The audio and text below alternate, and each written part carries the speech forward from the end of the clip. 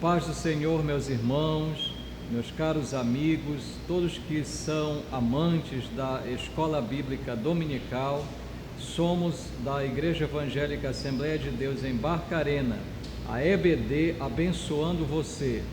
Hoje estamos em mais uma aula, em mais uma lição, estudando a nossa revista editada pela CPAD, Lições Bíblicas para Adultos, que nesse segundo trimestre de 2020 traz o seguinte título: A Igreja Eleita, comprada pelo sangue de Cristo e selada com o Espírito Santo da promessa. Hoje estaremos estudando a lição de número 6, que traz como assunto da nossa lição a condição dos gentios sem Deus. O nosso textuário diz da seguinte maneira: portanto, lembrai-vos de que vós, noutro tempo, éreis gentios na carne, e chamados incircuncisão pelos que na carne se chamam circuncisão, feita pela mão dos homens. Carta aos Efésios, capítulo 2, versículo 11. Me acompanhe na sua casa, me acompanhe com a sua lição. A verdade prática diz: outrora, sem Deus, por meio de Cristo, os gentios tornaram-se descendência de Abraão e herdeiros das promessas. A nossa leitura bíblica, ela será a base do nosso estudo nessa manhã. Você que ainda não adquiriu a sua revista, a sua lição, você pode nos acompanhar com a sua Bíblia aberta. Temos dois textos bíblicos à base da nossa aula de hoje. Primeiro texto, Novo Testamento, carta de Paulo aos Efésios, capítulo 2, versículos 11 e 12. Portanto, lembrai-vos de que vós, noutro tempo, éreis gentios na carne, e chamados incircuncisão pelos que na carne se chamam circuncisão, feita pela mão dos homens, que naquele tempo estáveis sem Cristo, separados da comunidade de Israel e estranhos aos concertos da promessa, não tendo esperança e sem Deus no mundo. O segundo texto bíblico está na carta aos Romanos, capítulo 4, versículos 12 ao 14. Me acompanhe. E fosse pai da circuncisão, daqueles que não somente são da circuncisão, mas que também andam nas pisadas daquela fé que teve nosso pai Abraão, que tivera na incircuncisão. Porque a promessa de que havia de ser herdeiro do mundo não foi feita pela lei a Abraão ou a sua posteridade, mas pela fé da justiça. Pois se os que são da lei são herdeiros, logo a fé é vã e a promessa é aniquilada. Vamos então entrar dentro da nossa aula, utilizando os dois textos bíblicos, e você observa muito bem que encontramos palavras, expressões do tipo gentios segundo a carne. Encontramos expressões do tipo alienados de Deus, incircuncisão, circuncisão. Esses termos, juntos nós vamos aprendê-los, estudá-los a partir de agora, pois na verdade, o que o apóstolo Paulo, ele deseja que os crentes na igreja em Éfeso, que é a base da nossa aula de hoje, o que eles entendessem era o seguinte: era eles, para que eles fizessem uma recapitulação, trouxessem a memória de que maneira eles viviam no passado sem Cristo, e agora, na nova posição em Cristo, eles pudessem valorizar ainda mais as bênçãos que receberam, as promessas que receberam, pois analisando a condição de como viviam no passado, eram gentios. Todas as vezes que nós mencionarmos a partir de agora em nossa aula o termo gentios, está se referindo à condição daquela igreja, está se referindo às pessoas que viviam sem Cristo, sem Deus, no pecado, e que agora Paulo traz a memória deles para que pudessem lembrar de como viviam e valorizar cada vez mais agora a nova vida que tem em Jesus. Primeiro tópico da lição: chamados incircuncisão. Você certamente já ouviu falar diversas vezes esse termo na Bíblia, circuncisão. Mas o nosso primeiro subtópico, ele traz um conceito do que é a circuncisão na Bíblia. Gênesis capítulo de número 17. Você vê ali a partir do versículo 10, versículo 11, 12, é o próprio Deus quem estabelece esta cerimônia, este ritual. Na verdade, a circuncisão era uma aliança entre Deus, Abraão e todos os descendentes de Abraão. Era uma aliança exclusiva entre Deus e o povo de Israel, de forma que os gentios, as demais nações, os outros povos, não poderiam fazer parte desse pacto. Era um pacto unilateral, pois o próprio Deus estabelece a maneira, quando e por que fazer este ritual chamado circuncisão.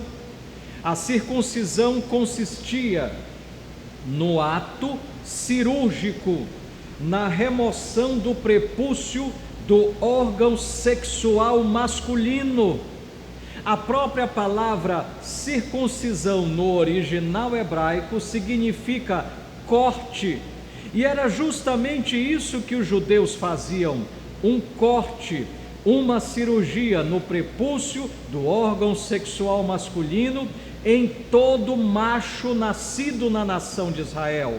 Ao 8º dia, a criança era submetida a este ritual sagrado, e a partir dali todo israelita, ele levaria consigo este sinal, o sinal exterior, na própria carne, no próprio organismo, um sinal de um pacto com Deus. E este sinal traria duas coisas para todo israelita, para todo judeu. Primeiro, identidade. Era uma marca que ele levaria em seu corpo como uma identidade, uma identificação de que um judeu era separado, o povo de Israel era separado como uma nação eleita por Deus. Segundo aspecto, o sinal da circuncisão levaria ao povo judeu, ao israelita, a responsabilidade de propagar a lei, a revelação e o conhecimento de Deus. Portanto, a circuncisão tornara-se um sinal externo que levaria a identidade e levaria a responsabilidade a todo israelita.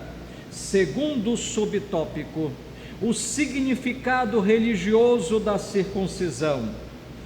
Ao fazer o corte, ao fazer o ritual, todo judeu assumia uma posição religiosa diante de Deus. Que posição era essa? A posição de ser um povo separado para Deus. Êxodo capítulo 19, versículos 5 e 6. Ao praticar a circuncisão, o israelita então assumia a sua responsabilidade de ser um povo separado, santo, não como as outras nações daquela época. Preste muita atenção neste significado, Porque Deus manda cortar o prepúcio do órgão sexual masculino? É porque naquela época Israel vivia ladeada, vivia no meio de nações que praticavam imoralidades de todos os tipos.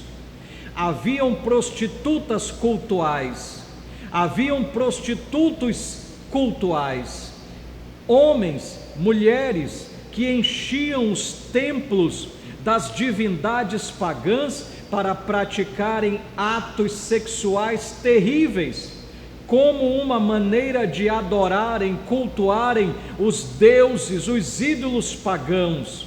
Haviam religiões, como a próprio culto a Baal, em que se confeccionavam nos campos, nos altos, símbolos que representavam o próprio órgão genital masculino como uma maneira de adoração pagã e moral. Deus então ordena que justamente no órgão sexual masculino fosse feito um corte, um sinal, para que todo judeu se lembrasse que era um povo santo, separado, não como as demais nações, mas que tinha uma responsabilidade sagrada. Subtópico número 3. Aqui nós chegamos, meus irmãos, num ponto da lição em que a circuncisão, ela praticada pelo judaísmo, ela vai encher de orgulho, ela vai encher de soberba todo judeu, e ele vai se autodenominar como consagrado, separado, e ele começa a denominar de forma pejorativa todos aqueles que não praticavam a circuncisão. A soberba judaica chega a tal ponto que ele denomina todos os gentios de incircuncisos. E o que isso tem a ver com a nossa aula? Muito a ver. É porque naquele tempo, circuncidado, circuncisão, povo da aliança, que conhecia a Deus, povo privilegiado de Deus. Incircunciso era o povo sem privilégio, sem conhecimento, sem comunhão com Deus. Era um povo ignorante da revelação de Deus, afastado da presença de Deus. Há escritos judaicos que atestam que muitos judeus acreditavam que pelo fato de alguém ser incircunciso, ele já estaria fadado ao inferno. Mas precisamos aprender dois aspectos ao entrarmos no subtópico de número 3, a circuncisão do coração. Precisamos entender dois fatores. Primeiro, Gênesis capítulo 15, versículo 6.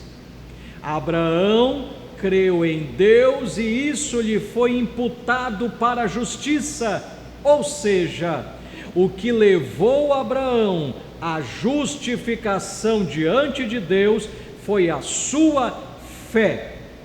Tanto é que a fé salvífica na vida de Abraão ocorreu 14 anos antes de Deus chamá-lo e estabelecer a circuncisão, ou seja, circuncisão sem fé de nada valia. Segundo aspecto, Romanos capítulo 2, versículos 25 ao 29, o apóstolo Paulo explica para nós que se alguém mesmo circuncidado não obedecesse à lei de Deus, era desobediente e também chamado incircunciso, ou seja, circuncisão sem obedecer à lei de Deus, sem obediência, de nada valia. Mas Paulo surpreende-nos a todos, afirmando no versículo de número 29, que a verdadeira circuncisão é que ocorre no interior, que o verdadeiro judeu é aquele que o é no seu interior, que faz a circuncisão no coração. E Gálatas 6,15 afirma que a verdadeira circuncisão é aquela que procede de um novo nascimento, ou seja, chegou o tempo, essa é a boa notícia, que não precisaremos de uma marca externa, que não precisaremos mutilar algum ponto de nosso órgão, de nosso corpo. O momento é esse, a graça de Deus chegou, Salvador a todos os homens, em que nós teremos a marca da promessa no interior de cada ser humano, quando nós nascemos de novo, quando nós temos a experiência com o Espírito Santo, nascidos de novo. Esta é a marca da promessa. Subtópico 4, a circuncisão na nova aliança. Na verdade, Atos capítulo 15 nos demonstra uma discussão, porque o cristianismo veio do judaísmo, e muitos cristãos novos naquele início da igreja ensinavam que era necessário praticar a circuncisão, que era necessário guardar a lei, que era necessário se submeter a toda a rigidez da lei mosaica. Então há uma grande discussão entre os primeiros líderes da igreja, e há um grande concílio em Jerusalém, e todos então chegam à seguinte conclusão: não iremos praticar a circuncisão, porque a verdadeira circuncisão é essa, que servamos a Deus no Espírito, não mais nos viremos obrigados a guardar a lei. A partir de agora vem a decisão do concílio, vem a decisão da igreja cristã primitiva: precisamos estar na graça, precisamos nos guardar das relações sexuais ilícitas, não comer carne sufocada, nem tampouco praticar a idolatria. Isso é a orientação em Atos 15. Chegamos agora ao tópico de número 2. Paulo lembra para eles que os gentios no passado, todos nós, éramos estranhos ao concerto da promessa.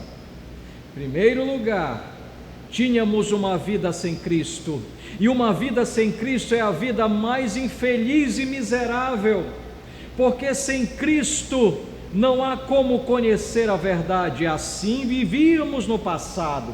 Tínhamos a nossa religiosidade, tínhamos as nossas crendices, mas vivíamos sem Cristo, e todas as nossas obras não nos levávamos a nenhum lugar, não nos levava a nada. Mas agora em Cristo nós conhecemos as promessas de Deus, sabemos de onde viemos e sabemos para onde estamos indo. Subtópico 2, separados da comunidade de Israel. É interessante porque o termo comunidade no grego, quando Paulo escreve aos Efésios, significa politeia, que tem dois significados na mesma palavra. Primeiro, nação, povo. Segundo, cidadania. Antes, nós não conhecíamos o valor da nação de Israel dentro do plano de Deus. Nós realmente estávamos fora da comunidade de Israel. E agora, entendendo a palavra de Deus, sabemos que fora da nação de Israel não havia como os seres humanos alcançassem a salvação, o plano de Deus. Vamos voltar à Bíblia e vamos entender isso. Livro de Gênesis capítulo 1 e 2. As nações, elas são unas, são de uma mesma origem. Gênesis capítulo 3 a capítulo 6 e 8, você vai conhecer a queda da humanidade, o dilúvio, a morte dos seres humanos e o ressurgimento dos povos. A partir do capítulo 8, você começa a ver que esta unidade de povo na humanidade inteira começa a se desintegrar, começa a se desassociar, e começam a surgir nações, povos, línguas em vários lugares do planeta Terra. e os homens cada vez mais vão se distanciando de Deus, criando religiões, criando deuses, criando crenças, vão se afastando de Deus em suas culturas. Deus toma a iniciativa de não escolher uma dessas nações. Deus toma a iniciativa de criar um novo povo, e ele escolhe Abraão, e através de Abraão, através de sua semente, vem a nação de Israel, e através da nação de Israel, Deus começa a revelar o seu plano de salvação, começa a revelar a sua própria pessoa. Então, fora da nação de Israel, não havia como conhecer a salvação. Aí, meus irmãos, Gálatas 3:29, aprendemos que quando estamos em Cristo Jesus, nos tornamos verdadeiros judeus. Quando estamos em Cristo Jesus, entramos dentro da nação de Israel. Éramos gentios, mas agora entramos no plano de Deus e participantes da herança, das promessas, das alianças de Deus à nação de Israel. Da mesma maneira, subtópico 3, éramos alienados dos pactos das promessas. Dentro desse subtópico, o comentarista fala de 3 pactos que eu quero rapidamente falar. Primeiro pacto, o pacto abraâmico. Segundo, o pacto mosaico e o pacto davídico. O pacto abraâmico, Gênesis 12, ele é unilateral, ele parte de Deus para Abraão. E o pacto, o teor dele era o seguinte: abençoarei a tua semente, multiplicarei os teus descendentes, os teus descendentes serão tão numerosos como a areia da praia. E o pacto abraâmico, ele consiste no seguinte, o ápice é o seguinte: quem abençoar todos o teu descendente, Abraão, eu abençoarei, mas quem amaldiçoar, eu amaldiçoarei. Quem abençoa o povo de Israel, os descendentes de Abraão, é abençoado. Quem amaldiçoa Israel é amaldiçoado. Isto está na Bíblia, é um pacto de Deus. O outro pacto, o pacto mosaico, ele é bilateral. Por quê? Porque Deus disse para a nação de Israel: guardem a minha lei e vocês serão abençoados. O povo deveria obedecer para ser abençoado, ele é bilateral.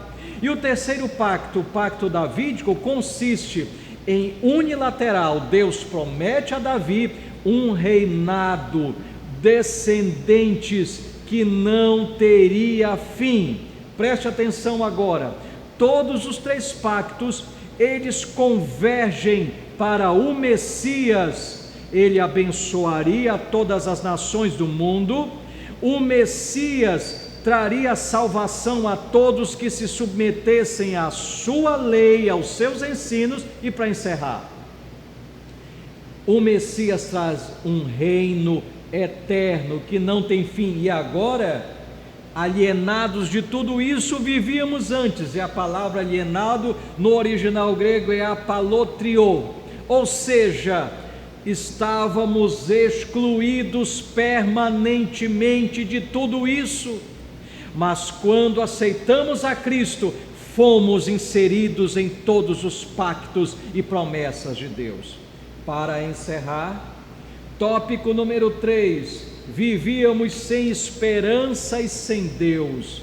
Sem esperança, ou seja, vivíamos sem paz. Revela a completa ausência de Deus em nossa vida. Um ser humano sem esperança é um ser humano sem Deus. Um ser humano sem esperança, ele não tem paz, ele não tem segurança. E esperança na Bíblia significa confiar nas promessas de Deus.